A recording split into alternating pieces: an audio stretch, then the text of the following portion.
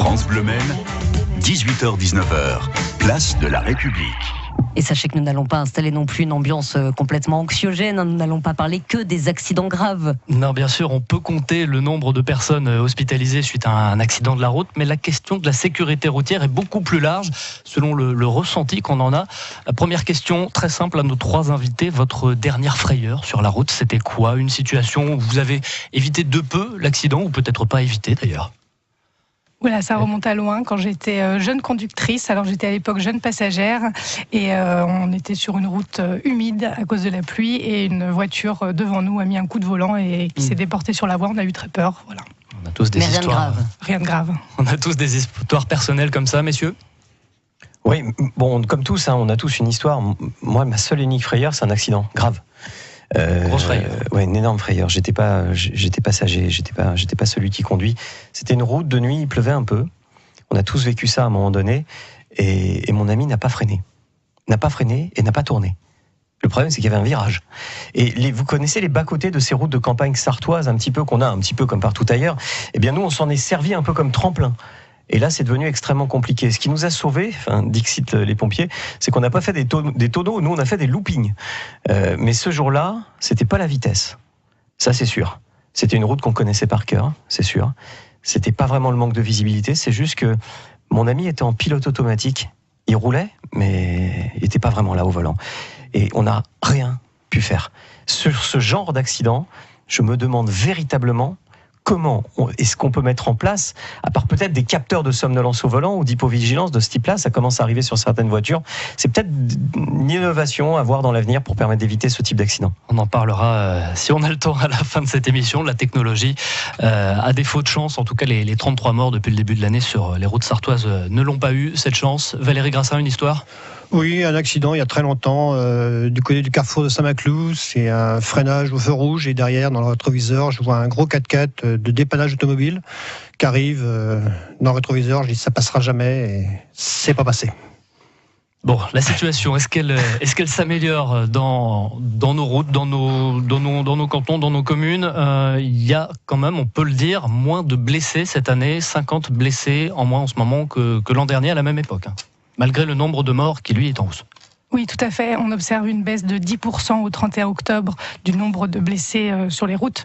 Mais dans tous les cas, ces nombres de blessés restent de toute façon beaucoup trop élevés. Et donc, il faut continuer à agir pour limiter, réduire encore le nombre d'accidents, réduire le nombre de blessés et bien sûr le nombre de personnes qui décèdent. Parce que derrière chaque accident, il y a évidemment des victimes, des familles de victimes et donc des drames. Au-delà des statistiques, au-delà des tendances, je pense que c'est vraiment véritablement ça qu'il faut garder à l'esprit. Cependant, quand même, on a quand même un facteur qui est extrêmement rassurant, parce que la mortalité routière et les accidents graves, c'est pas quelque chose qu'on peut dissocier. Il faut regarder sur l'ensemble et regarder ce qui se passe. Et c'est vrai, quand on regarde, même à l'échelle nationale, ce qui se passe, on nous abreuve d'un discours média qui est « rien ne va plus, il y a plus de tués, c'est une catastrophe ». Et en effet, quand vous êtes de la famille de la victime, je peux vous garantir que c'est en effet une catastrophe. Sauf que quand on regarde avec un œil un petit peu plus large, on s'aperçoit que la sécurité routière a quelque chose d'immuable. Ça va toujours mieux, depuis 1972. Donc, ce discours qui vise un petit peu trop, sans doute, à justifier une répression qui s'intensifie au fur et à mesure sur les routes, je crois qu'il a une limite. Ça va pas si mal que ça. Vous voyez qu'on peut en tout cas avoir une nuance dans ce discours médiatique. Le sort en particulier des motards, parce que selon les années, jusqu'à un tiers des morts sur la route peuvent être des motards. Est-ce que ça va mieux en ce moment ?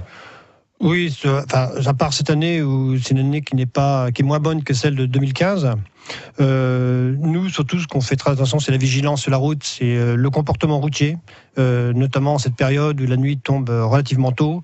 On voit des comportements, des oublis de clignotants, des refus de priorité. On n'est pas assez visible, quoi. On ne nous voit pas assez. On a toujours tendance à dire qu'en cette période d'hiver, il n'y a pas de motard, quoi. Donc c'est peut-être dans le réflexe des automobilistes en disant il n'y a pas de motard en décembre, il n'y a pas de motard en janvier. Je les connais, moi je les pratique au quotidien, ils vont vous dire il faut un gilet jaune. Attention. Non, je ne parle pas du gilet jaune, bien entendu. Et on parlera aussi de la visibilité tout à l'heure. Et pendant que nous parlons, que nous échangeons, les auditeurs de France Bleu Maine échangent aussi sur la page Facebook de France Bleu Maine. On a commencé cette émission en parlant de frayeur. Il y a justement un commentaire de Camille, auditrice de France Bleu Maine, qui commente pratiquement une frayeur par jour sur la route. Les gens ne respectent pas le code de la route, ou alors ils ignorent complètement certaines règles. Rien que dans les ronds-points, personne ne les prend correctement. Il y a des règles, ce n'est pas pour rien, il suffit de les suivre et tout se passe bien. Et quand on ne respecte pas les règles, il y a des conséquences. C'est important de l'entendre un moment dans cette émission. Ça a été le cas, cet accident et ses conséquences. Voilà bientôt 2 ans pour Grégoire. Il était passager d'une voiture dont le conducteur s'est assoupi. C'est ce qu'on disait tout à l'heure, Pierre Chasseret. Et depuis, ce jeune homme est soigné au centre de l'Arche. Il est convaincu que chacun a le pouvoir d'améliorer la situation. Je ne pense pas vraiment que le côté, des fois, un peu pathos, soit vraiment efficace. En fait, on se rend compte que c'est hypocrite de soi-même boire ou prendre le volant en étant fatigué, alors qu'on en voudrait à une tierce personne. On peut se mettre dans la peau des autres et se demander ce qu'on a envie d'être aussi comme conducteur, comme citoyen, comme homme, imprudent et égoïste qui pense qu'à moi. Ou alors quelqu'un d'altruiste en quelque sorte et de responsable. La responsabilité individuelle, est-ce que vous avez l'impression que ce message, il peut porter ? Je pense que c'est véritablement le message, en tout cas, qu'il faut faire passer. Quand on regarde les principales causes des accidents de la route, elles sont dues à des défauts de comportement. Et donc, il est nécessaire de continuer à responsabiliser les automobilistes, aussi bien les jeunes conducteurs, mais que les conducteurs plus âgés, plus expérimentés, qui ont acquis des habitudes et dont la vigilance au volant peut diminuer et donc conduire à de nouveaux accidents. Véritablement, la responsabilisation, je pense, est au cœur de cette politique publique. Pierre Chasseret ? Je vais faire un truc que je fais assez rarement. Je vais faire quelque chose de terriblement anti-populaire, presque. Je vais m'adresser à vous qui êtes dans votre voiture et j'ai entendu ce message sur Facebook tout à l'heure qui est assez révélateur de ce qu'on peut entendre au quotidien. Les gens ne font pas attention. Les gens ne mettent pas le clignotant. Les gens roulent au milieu sur l'autoroute. Les gens, on l'a tous entendu ça. Ah, les gens. Mais les gens, ils font vraiment n'importe quoi. Mais je voudrais juste vous rappeler une petite chose. Les gens, c'est nous tous. Hein. Les gens, c'est vous, c'est moi, c'est vous-même qui êtes dans votre voiture actuellement. Et on a cet argument qui consisterait presque à dire que le meilleur automobiliste, c'est moi. Sauf qu'on va pas être d'accord, puisque autour de cette table, déjà, on considère tous que c'est l'autre. Je voudrais vraiment qu'on replace les choses dans leur contexte. Aujourd'hui, il n'existe pas ou peu d'automobilistes parfaits. Il existe juste une grosse tolérance qu'on doit avoir sur la route, des erreurs de conduite qui peuvent arriver. Et en effet, il y a peut-être une frange de la population qui fait n'importe quoi. On l'observe, mais ce n'est pas les gens. Je rappelle qu'au contraire, regardez autour de vous, les gens s'arrêtent au feu rouge. Les gens respectent les distances de sécurité. Les gens mettent les clignotants, c'est l'inverse. Il ne faut pas confondre la part majoritaire et la part minoritaire de la population. On va justement continuer à parler du rôle des gens, mais de nous-mêmes aussi dans cette émission. Le rôle de chacun dans la sécurité ou au contraire les dangers de la route. Ce sera dans moins de 2 minutes. Et puis on va également prendre Claude, auditeur de Vivoin, qui est en ligne. On vous demande juste 2 minutes de patience, Claude. France Bleu Maine, 18h-19h, place de la République. Une émission spéciale avec vous au 02 43 29 10 10 avec vos commentaires sur la page Facebook de France Bleu Maine, avec nos invités également. Claude, auditeur de France Bleu Maine, auditeur de Vivoin, est avec nous ce soir. Bonsoir Claude. Oui, bonsoir. Vous intervenez dans cette émission spéciale consacrée à la sécurité routière, sécurité routière qui est l'affaire de tous, et vous avez un témoignage. Oui, bon, écoutez, moi je conduis depuis 1964. Donc j'ai fait carrière dans le transport. Faire des livraisons aussi, enfin des grosses choses, des choses moins importantes, avec environ au compteur 1 500 000 kilomètres. Vous voyez ? Bon, j'ai évité X accidents, dont le dernier, il n'y a pas longtemps, dans Beaumont, une personne a grillé le stop devant moi. Oui. Vous voyez ? Et hier au soir, on va au cinéma à Marolles-les-Braaux, il jouait Radin. Eh ben, il y a une personne. Film France Bleu. Comment ? C'est un film France Bleu, Claude. Eh bien, sympa. Eh bien, figurez-vous qu'on a suivi un monsieur pendant 5-6 km jusqu'à de Marolles à Dangeul. Il zigzaguait sur la route. On ne savait pas si on devait le doubler à droite ou à gauche. Alors, il a traîné tout le monde. À gauche. Hein. C'est la gauche. Une fois qu'on s'apprêtait à le doubler, le monsieur se rabattait. Vous voyez, c'est pas évident, hein. Donc, Se rabattait. Alors, est-ce qu'il voyait pas clair ? Il y a peut-être ça, parce qu'il y a beaucoup de personnes qui conduisent mais qui voient pas clair. Sinon, il y a 33% aussi. Il devrait y avoir un dépistage systématique chez les personnes âgées. Bon, moi, je suis âgé, mais je vais à l'ophtalmo 2 fois par an. Si on peut résumer un peu votre question, Claude, c'est que faire quand on constate un comportement en risque sur la route ? Quel est notre rôle à ce moment-là ? Déjà 33%, c'est le chiffre que je voudrais vous donner et le mettre en avant, c'est le nombre d'accidents mortels qui sont générés par la conduite sous l'emprise d'alcool. Voilà. On va pas accumuler avec ceux qui sont sous stupéfiants, parce que sinon ça fait 23% en plus. Évidemment, les deux se croisent de temps à autre, mais c'est sans doute la raison qui fait que cet automobiliste zigzaguait un peu sur la route. C'est évidemment ce à quoi on pense tous spontanément. En principe, le zigzag. L'alcool, encore banal, d'ailleurs, on l'entendait ce matin, l'alcool, c'est sartois, le reconnaissent, c'était au micro de Thomas Larabi. Pour eux, ça n'est pas nécessairement un problème. 2-3 verres, ça dépend de 3 verres de la contenance, quoi. Ça m'arrive. Maintenant, je pense pas dépasser les 2 ou 3 verres. Non, si je suis pas capable, je suis pas capable. Ça m'arrive, bien sûr, mais avec très peu d'alcool dans le sang, quand même. Ah bah si, oui, mais enfin, on essaie il y en a un qui conduit et qui boit pas. On s'arrange comme ça. Enfin, peut-être que je prends un verre quand même. 2-3 verres, ça n'est pas forcément toujours considéré, parce que ça, la règle, la loi, il n'y a pas de doute, 2-3 verres, c'est au-dessus de la moyenne, et c'est même moins que ça pour les jeunes conducteurs qui, à 0,2 grammes, en fait, ne peuvent plus boire d'alcool du tout pour être en règle. Selon un sondage effectué cette année par TNS Sofres pour AXA Prévention, l'alcool au volant en Sarthe et dans les départements voisins, c'est 35% des conducteurs qui déclarent avoir bu et conduire quand même. C'est moitié plus que la moyenne française. On a vraiment un problème avec l'alcool en Sarthe ? Je n'irai pas jusqu'à stigmatiser les Sartois sur leur consommation d'alcool. En tout cas, il est clair que la consommation d'alcool et de stupéfiants est l'une des 3 principales causes des accidents, et notamment des accidents mortels. Vous citiez le chiffre de 33% au niveau national. C'est vrai que quand on regarde les chiffres en Sarthe, on est un petit peu au-dessus.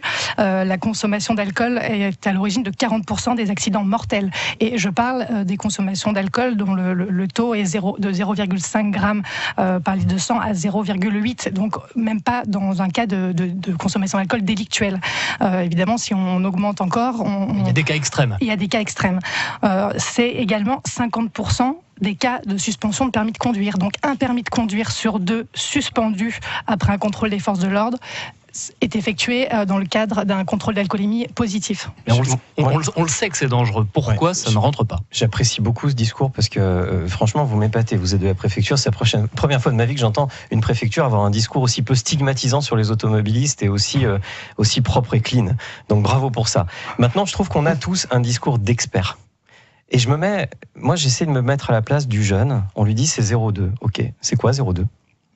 En l'occurrence, c'est 0 verre. Non, 0,2, c'est pas 0. C'est 0, c'est 0. 0,2, c'est 0. On est obligé de le traduire. Je fais une lapalissade, mais 0,5, c'est quoi ? C'est combien ? 0,8, c'est quoi ? C'est combien ? C'est du délictuel, mais je risque quoi ? Je vais vous dire franchement, on a fait cette étude, nous, avec 40 millions d'automobilistes. Bon, on n'en sait rien. Personne ne sait. À partir de combien de verres sur une soirée, je passe les 0,5 ? Personne n'en sait rien parce qu'on n'utilise pas aujourd'hui les moyens qui permettent véritablement de suivre notre alcoolémie. Moi, je suis ravi de voir qu'apparaissent progressivement des applications connectées qui vont permettre, avec des petits éthylotests connectés comme ça, qui vont permettre de connaître pour les jeunes leur taux en direct. J'ai rencontré un chef d'entreprise français qui va bientôt lancer un service de raccompagnement qui sera annexé à ce dispositif. Vous soufflez dans un petit objet, c'est connecté à votre mobile, vous appuyez sur le bouton, il y a un taxi qui arrive. C'est ça qu'il faut mettre en place. Parce que 0,5, 0,8, 0,2, moi je vous dire franchement, je sais pas. Si je vous dis donnez-moi 0,4 d'alcool, je sais pas comment vous allez me les servir. Vous avez tout à fait raison dans la mesure en plus où la consommation d'alcool et le taux dépend à la fois de si on est un homme, une femme, de sa corpulence et également de ce qu'on a consommé avant au cours des repas.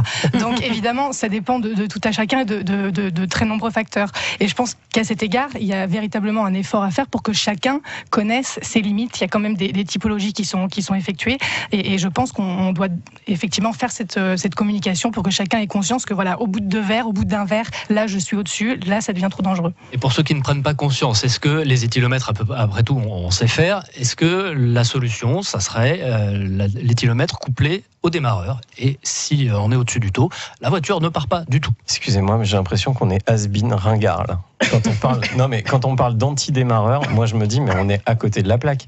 Non, ce qu'il faut, c'est un système qui vous permet pas d'ouvrir la porte. Il faut le coupler à la porte pourquoi vous voulez le coupler au démarreur? Parce qu'une fois que vous avez démarré... La voiture est beaucoup moins dangereuse une fois arrêtée. Mais voilà, on n'en parle plus. La porte, elle n'est pas ouverte, point barre. Mais en même temps, tous ces systèmes ont un coût. Par contre, les lier en système par prise OBD, la prise diagnostic du véhicule, on peut faire. Encore une fois, nous rencontrons au quotidien des entreprises qui rivalisent d'ingéniosité pour imaginer des choses extraordinaires. Je voudrais quand même vous rappeler, peut-être que pour beaucoup qui nous écoutent, ils ne le savent pas. Vous connaissez la première cause de mortalité chez les jeunes 18-25 ans? Première cause, tout confondu, maladie, machin, tout. C'est l'alcoolémie au volant. Mais moi, je trouve ça effrayant. Les 18-25 ans, première cause de mortalité, l'alcoolémie au volant.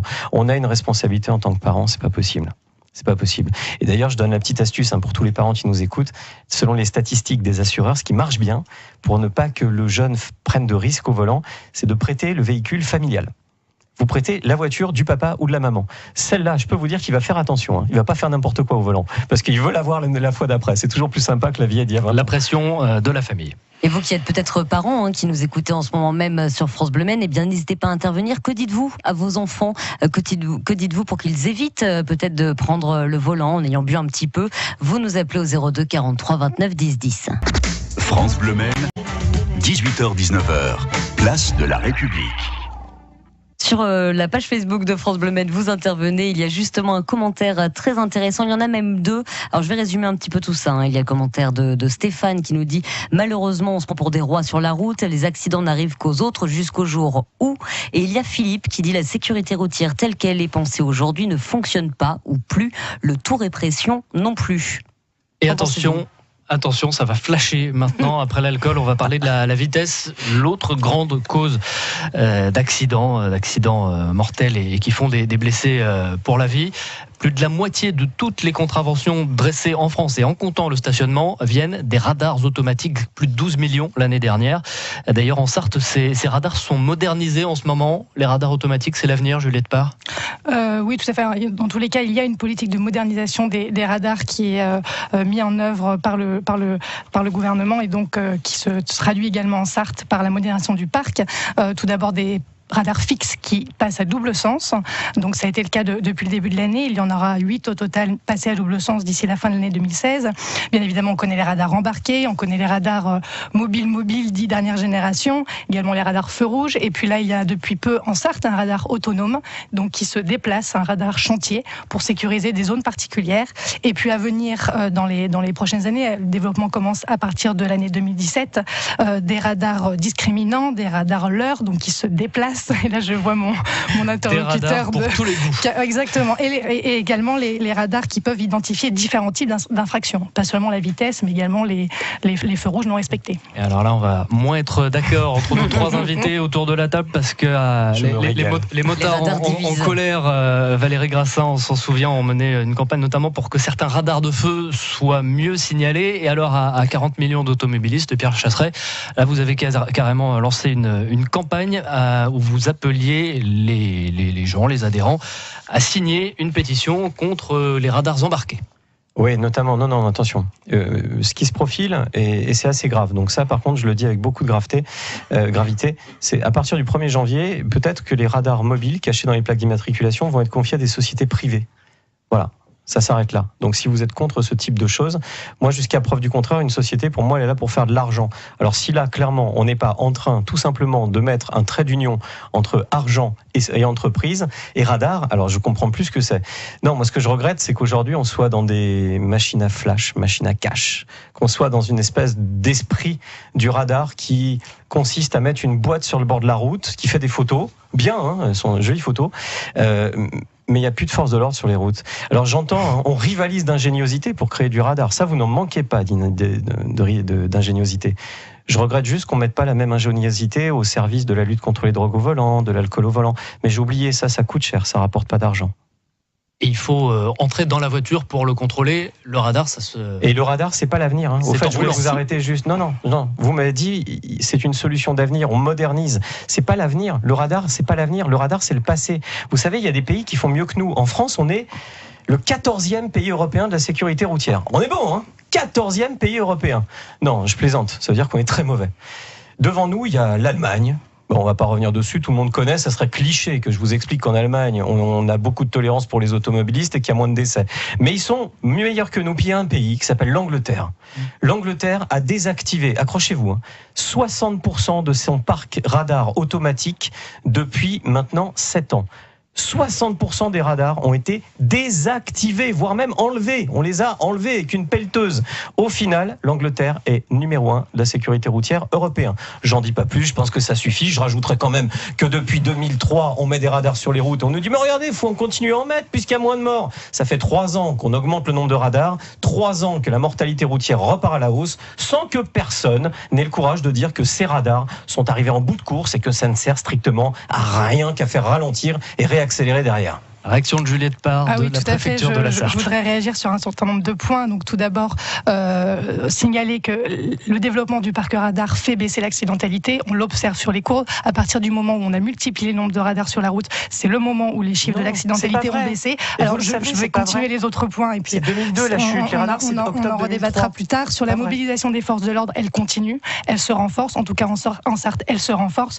Les radars embarqués, les radars mobiles, ce sont les forces de l'ordre qui les mettent en œuvre. Donc s'ils flashent, ils flashent plus que précédemment. C'est bien que les forces de l'ordre sont présentes sur les routes. Par ailleurs, excusez-moi, je termine. Je ne connais pas d'autres moyens que les radars pour lutter contre les excès de vitesse, et notamment les grands excès de vitesse. Et enfin, pour rétablir... Oui, tout à fait, avec des radars. Je veux dire, des forces de l'ordre avec des jumelles, avec des radars mobiles posés sur le bord de la route et des forces de l'ordre derrière, bien évidemment. Par ailleurs, je voudrais revenir sur un autre point qui a été souligné par mon interlocuteur, radar, machine à cache. Alors, dans sa conception, oui, dans la mienne, non, dans la mesure où, actuellement, le coût des accidents de la route pour l'État est de 3,4 milliards d'euros. Le coût pour la société est de 32 milliards d'euros. C'est 5,3 millions de journées d'interruption de travail pour les usagers de la route. Parce que sinon, c'est pas rigolo. Ce sont les coûts, un employé qui a un accident de la route, qui est blessé, qui ne va pas travailler. C'est pas ça du tout. C'est pas ça les chiffres. Je me suis intéressé de près pour regarder ce que c'est. Un accrochage sur un parking de centre commercial, ça rentre dans les chiffres. Vous avez tout et n'importe quoi dans ces chiffres. Il y a aussi des évaluations humaines, parce que la vie humaine a une valeur numérique. C'est assez horrible. C'est-à-dire qu'un décès sur la route, on compte une certaine somme en millions. C'est assez affreux. Mais c'est juste une étude prospective par rapport à juste une évaluation de risque d'accident. Mais vous n'avez pas répondu à ma question. Comment se fait-il que les Anglais désactivent les radars et observent moins d'accidents, alors que nous, on en rajoute et on a plus d'accidents? Si vous réussissez à m'expliquer ce modèle mathématique, eh bien là, je me rendrai... Je ne suis pas sûr qu'on ait le temps dans le cadre de cette émission. Il n'y a pas de mathématiques, mais il y a des habitudes. Si ces radars, ils flashent, c'est qu'il y a des excès de vitesse. Ils sont là pour les repérer, les verbaliser. La différence entre l'Angleterre et la France, c'est qu'en Angleterre, les radars sont acceptés par la population, pas en France. Pourquoi ? Pour une seule raison, c'est qu'en France, on n'a pas de marge de tolérance sur les radars. On a une marge de pondération, comme on appelle ça. C'est-à-dire une marge technique imposée par les fabricants du matériel. Marge d'erreur. Non, une marge technique imposée par les fabricants du matériel. Marge d'erreur du matériel. Pas de vous. C'est-à-dire que vous pouvez très bien la marge d'erreur des sondages. On sait que c'est ça, à plus ou moins 3%. Oui, mais vous pouvez être flashé à 1 km/h au-dessus pour de vrai. Ça peut arriver. En Angleterre, vous n'avez pas 5% de marge de pondération. Vous l'avez évidemment, c'est le même matériel. Vous allez ajouter à ça 5% de marge de tolérance. Est-ce que c'est la question ? Parce que bien sûr. La question, c'est est-ce que ça sert à réduire les accidents ? Il faut lutter contre les excès de vitesse, c'est une évidence. Elle a tout à fait raison, bien sûr. Mais quand vous mettez dans le même panier, vous vous rendez compte que les radars ont flashé 21 millions de fois l'année dernière. C'est le festival de Cannes sur les routes. Ça flash dans tous les sens. Ça ne ressemble à rien de flasher 21 millions de personnes. Alors, le chiffre que j'ai, c'est 12 millions. Non, ça c'est non, ça c'est pas la même chose. Donc les 12 contraventions dressées par les radars automatiques. C'est les contraventions dressées parce que dans les 21 millions, il y a ceux qui ont fait des doublettes de plaques d'immatriculation. Alors ceux-là, ils sont jamais arrêtés. Vous avez énormément de choses de ce type-là qui font que ça n'est pas suivi de PV. Non, il faut se poser les bonnes questions. Si on arrive à flasher des excès de vitesse volontaires, vous allez flasher une frange marginale de la population et tout le monde sera content, à part le chauffard. Évidemment. Mais tant que vous flasherez des gens pour 1 km/h au-dessus, excusez-moi, mais là, ça ressemble à rien, quoi. Il n'y a qu'en France qu'on fait ça. Et d'ailleurs, il y a en 30 secondes, dernière réponse. En 30 secondes, même les petits excès de vitesse sont à l'origine d'accidents de la route. Et souvent, alors, quand on est sur des vitesses limitées, ce ne sont pas les accidents les plus graves, ce ne sont pas forcément des tués sur les routes, mais en tout cas des blessés légers, un peu moins légers. Et donc, un petit excès de vitesse est un excès de vitesse. Je suis désolée, c'est aussi... Est-ce que vous m'emmenez en voiture ? Je voudrais. Est-ce qu'on peut prendre rendez-vous ensemble? Je monte dans votre voiture. On ira faire un tour en voiture ensemble. Avec grand plaisir sur les routes sartoises. En combien de kilomètres? Je vais voir en combien de kilomètres vous avez perdu votre permis, parce que personne ne peut rouler dans une voiture en étant persuadé. J'ai la chance de pas encore perdu de points sur mon permis depuis que je l'ai pour un excès de vitesse, et pourtant les forces de l'ordre sont sur les routes. On fera un tour ensemble. Mais on fera un tour ensemble, avec grand plaisir. Et si vous le faites, prévenez-nous, parce qu'on voudrait pas rater ça. On va pas quand même la position des moteurs en colère, effectivement. Vous avez annoncé tout à l'heure l'action que nous avons fait au niveau du feu, Boulevard Le Faucheux avec un radar de feu. C'est un feu où la vitesse est limitée à 90 km/h. Tout le monde sait que c'est un feu avec un radar de feu, et il y a pratiquement un accident toutes les semaines. Au fait, c'est pas des accidents mortels, mais c'est des accidents corporels ou matériels. C'est le radar qui est dangereux. Non, c'est pas le radar qui est dangereux, c'est la vitesse. C'est un feu où la vitesse est limitée à 90 km/h. Donc on arrive dessus à 90 km/h, le feu passe à l'orange, tout le monde a peur de se faire prendre au radar, donc les gens ils pilent, ils arrêtent. Vous témoignez, ceux qui travaillent à côté, ils entendent des coups de patin et des accidents, quoi. Et nous, notre combat c'était ça, c'était mieux signaler ce radar de feu, et on a même demandé à faire baisser la vitesse à 70 km/h bien avant le feu. Pour que les gens anticipent, parce que cette habitude-là, elle n'est pas prise, ça prouve quelque part l'utilité du radar. Voilà, il y a le même principe, il y a les feux où c'est limité à 90, je n'arrive pas à comprendre. Mais Allez, on va libérer Pierre Chasseret, qui est appelé à d'autres devoirs. Merci d'avoir participé à cette émission.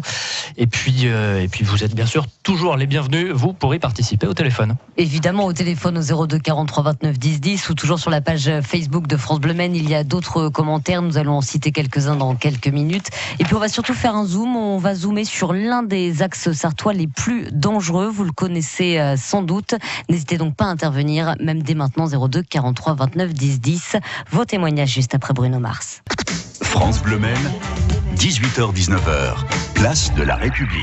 Une émission consacrée à la sécurité routière jusqu'à 19h avec vous sur la page Facebook de France Bleu Maine, avec vous également en ligne en direct au 02 43 29 10 10. Vous pouvez écouter ou voir cette émission puisqu'elle est postée en direct en vidéo, et nous allons prendre la direction de Champagné maintenant, Alexandra. Avec Teddy Dominique qui nous rejoint. Bonsoir d'ailleurs. Bonsoir. Vous vivez à Champagné, à quelques mètres de la départementale 357, la route de Saint-Calais.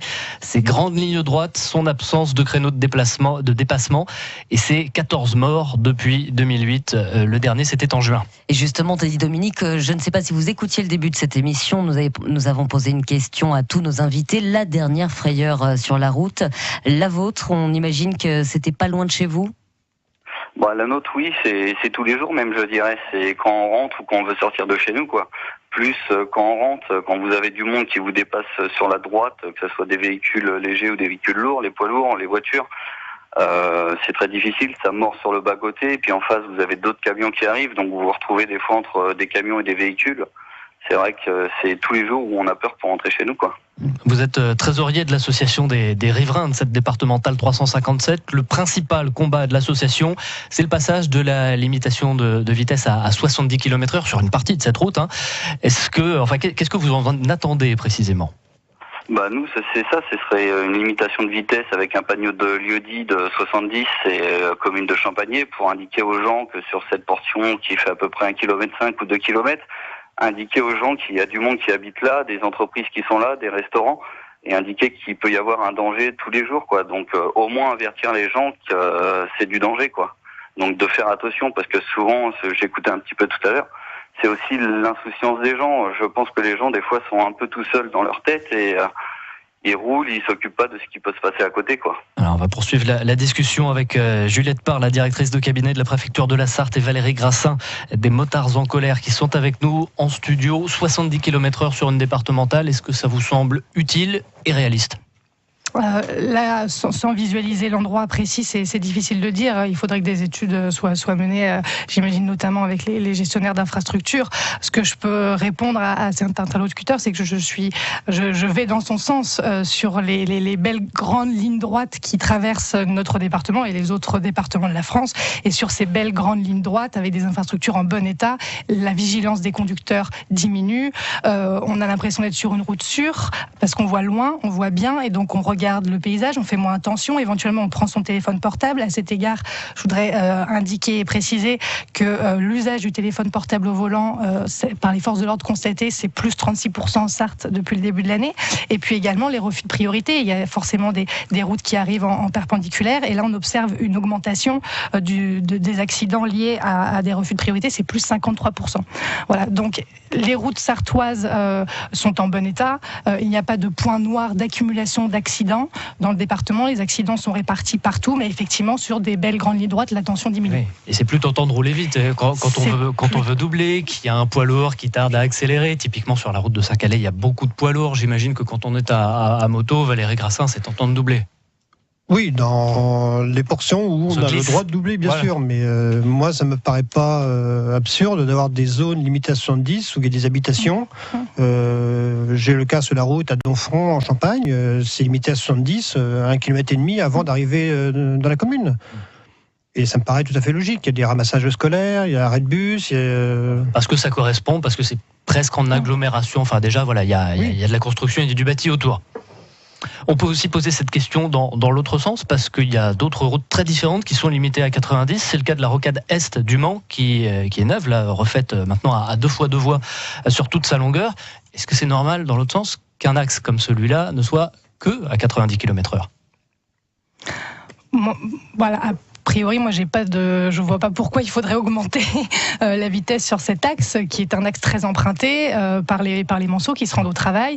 Je tiens à souligner à ce sujet que la grande majorité des accidents de la route se produisent sur les trajets quotidiens, domicile, travail, domicile. Et donc, sur des axes à forte fréquentation, augmenter la limitation de vitesse sur un axe très emprunté, avec une forte densité de population, là, ne me paraît pas forcément opportun. Mais après, tout s'étudie au cas par cas. Je pense pas que ce soit la... Voilà. C'est vrai que c'est un axe très emprunté, je le prends tous les jours, et à la rigueur, il n'y a que sur 400-500 mètres, à la rigueur, ça pourrait être à 110, mais après, ça devient... Après, on est un peu perdu sur la rocade, quoi. Avec toutes les différentes limitations de vitesse qu'on a sur la rocade, on va de 90 à 50, en passant par des 70, Et puis les changements de limitation sur un même axe induisent des erreurs dans le comportement de l'automobiliste aussi. Quand ça passe de 90 à 110, à 110 à 90, à 70, évidemment les usagers ne s'y retrouvent plus, on ne sait plus à quelle vitesse rouler. Une uniformité de la limitation de vitesse sur un axe, ça me semble... Tout le monde à 90, c'est plus simple. Et puis la rocade fait réagir sur les réseaux sociaux. Il y a Christelle qui commente justement le post de France Bleu Maine. Christelle qui nous dit: quotidiennement sur la rocade qui est surchargée aux heures de pointe, j'ai peur des changements de fil improbables, des distances de sécurité que je respecte, mais d'autres s'y insèrent, fatigués de faire attention aux autres. Teddy Dominique, à Champagné, donc la route qui est à 90 km/h, est-ce qu'ils sont respectés ? Est-ce qu'il y a par exemple des radars sur cet axe donc particulièrement sensible pour vous, pour s'assurer ? Il y en a un radar, mais qui se trouve sur une zone où il n'y a pas d'habitation. Donc c'est vrai que j'entendais tout à l'heure un monsieur qui disait que c'était des pompes à fric. Alors bon, ça doit pas être que ça. Si on les met en place, ça doit pas être que ça. Mais à un moment donné, on peut se poser des questions. Pourquoi à certains endroits où il y a des habitations, où on parle de sécurité, pourquoi il pourrait pas y en avoir aussi pour prendre conscience aux gens, quoi. Réponse de Juliette Parr. Ça serait peut-être plus utile de l'avoir dans des endroits précis où il y a du monde, où il y a des virages dangereux, des choses comme ça, et pourquoi les mettre dans les lignes droites où il n'y a pas d'habitation, quoi. Alors je vais aller dans le sens de monsieur. Il existe également, notamment pour la zone d'habitation que vous évoquez, des radars pédagogiques qui peuvent être installés pour attirer justement l'attention des automobilistes sur des zones habitées, rappeler leur vigilance, indiquer la vitesse à laquelle ils circulent. Et donc c'est le type d'installation qui peut tout à fait être envisagé sur la zone que vous évoquez. Alors moi j'avais une question pour madame justement, c'est que pour l'instant nous on a une réponse négative de la préfecture, quoi. Écoutez, on va regarder le sujet. Moi je n'ai pas le dossier particulièrement en tête, mais de toute façon la réglementation de la vitesse de circulation, là on est aussi sur un axe départemental, c'est une question qu'il faut voir avec le gestionnaire d'infrastructure. Pour l'instant je sais que c'est la commune de Champagné et le conseil départemental qui en discutent. La discussion est en cours. Les deux ont l'air assez d'accord. Donc c'est vrai que nous on avait reçu un courrier négatif de la préfecture, donc c'est vrai qu'on voudrait bien que le dossier puisse avancer du côté positif que négatif. Et pourquoi pas un radar tronçon ? Ça, il n'y en a pas en Sarthe, c'est des radars qui donc flashent le cas échéant, mais pas à un seul endroit et on peut réaccélérer après, mais sur des centaines de mètres ou des kilomètres quand il y a des zones entières qui sont comme ça sensibles. C'est utile. Pourquoi il n'y a pas de radar tronçon en Sarthe ?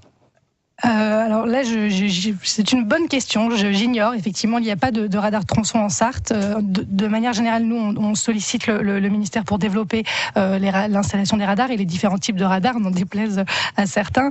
Et donc, ce dont on va bénéficier dans quelques mois, ce sont des radars leurres qui créent l'incertitude. C'est-à-dire qu'on va placer au bord des axes des boîtes, sauf que toutes les boîtes ne contiendront pas un radar. Et donc le radar qui aura été flashera sera déplacé le long de cet axe. Et donc ça permet de créer de l'incertitude pour les automobilistes et donc d'appeler leur vigilance permanente, car ils ne savent jamais exactement où est situé le radar, même s'il peut y en avoir un.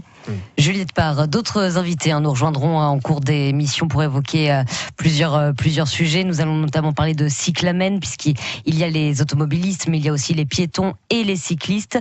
Vous réagissez d'ailleurs à propos des endroits où courir sur la page Facebook de France Bleu Maine.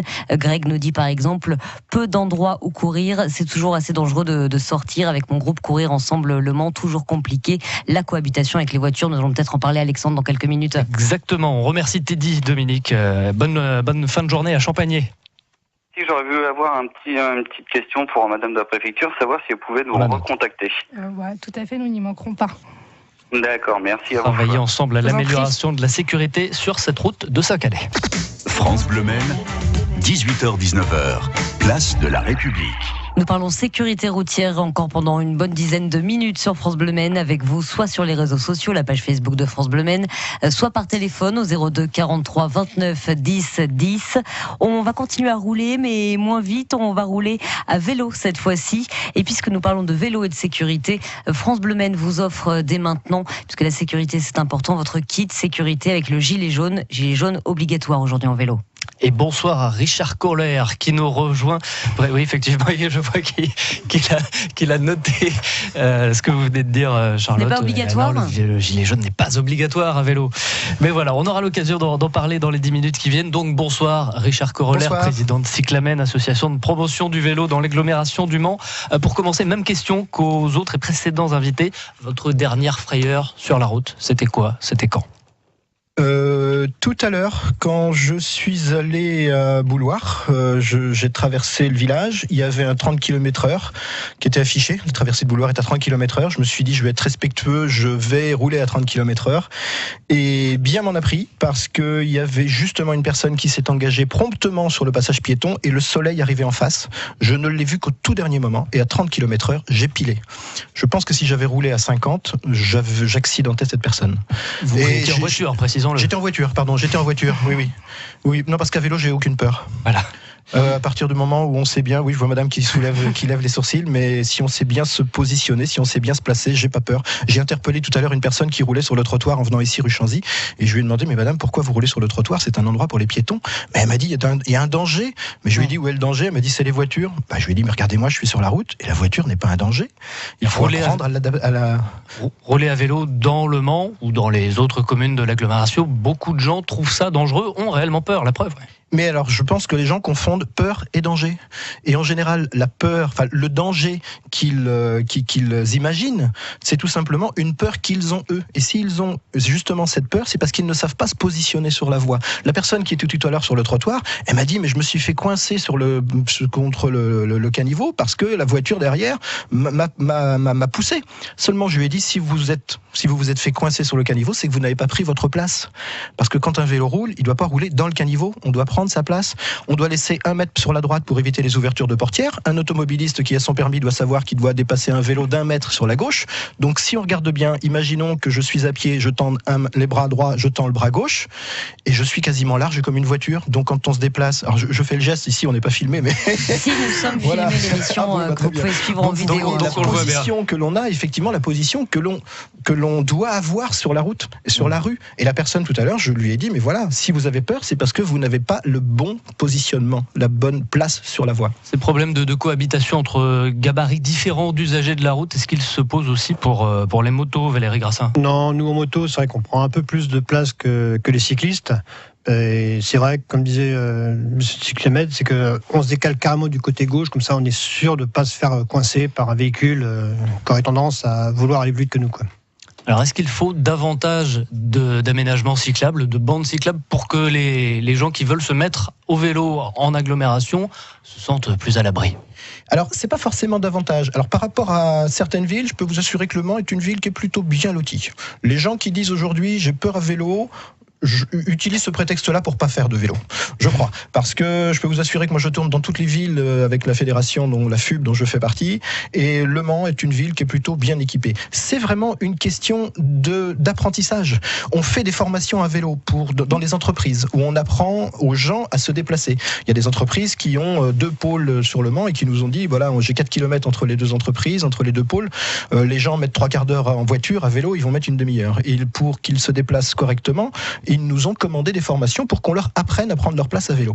Et une fois qu'on a fait ces formations à vélo, je peux vous assurer que déjà, physiquement, les gens y prennent 10 cm parce qu'on leur apprend à se redresser, à se faire voir. Et à vélo, il faut se faire voir. Quand les gens ferment les épaules en disant « Oh mon Dieu, je m'écrase pour pas être vu », non, c'est l'inverse qu'il faut faire. Il faut se redresser, gonfler les épaules et montrer qu'on est là, être bien éclairé, bien évidemment, avoir un gilet jaune qui est obligatoire en dehors de l'agglomération ou par faible visibilité.